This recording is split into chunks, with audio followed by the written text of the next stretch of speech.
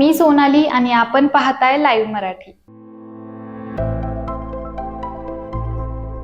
मुंबई महापालिका निवडणुकीत 89 जागा जिंकत भारतीय जनता पक्षाने सर्वात मोठा पक्ष होण्याचा मान मिळवला। मुंबईत भाजपचा पहिला महापौर पाहायला मिळणार अशी चर्चा सुरू झाली।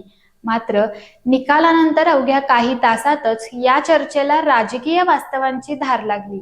कारण भाजपकडे संख्याबळ आहे, पण सत्ता पूर्णपणे त्यांच्या हातात नाही। भाजपच्या विजयामागे महायुती आहे आणि याच महायुतीतील एकनाथ शिंदे गटाच्या शिवसेनेने महापौर पदावर ठाम दावा ठोकत भाजपची कोंडी केली आहे।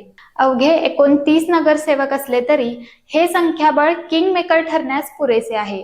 भाजप स्वबळावर बहुमतापासून दूर असल्याने शिंदे सेनेचा पाठिंबा अनिवार्य ठरतो। याच ठिकाणी मुंबईच्या सत्ता संघर्षाला वेगळी कलाटणी मिळते। शिंदे गट फक्त पाठिंब्यावर समाधानी नसून महापौरपद आपल्यालाच मिळावे यासाठी अडून बसल्याची माहिती आहे। सत्ता मिळवायची असेल तर वाटा द्या, हा स्पष्ट राजकीय संदेश शिंदे गटाकडून दिला जात असल्याची चर्चा आहे। हा प्रश्न केवळ आरक्षणापुरता नसून खरा पेच आहे तो सत्ता वाटपाचा। उपमुख्यमंत्री एकनाथ शिंदे यांची राज्यातील सत्ता, नगर विकासावरील पकड आणि महायुतीतील त्यांची अपरिहार्यता यामुळे भाजपला कठोर भूमिका घेणे अवघड झाले आहे।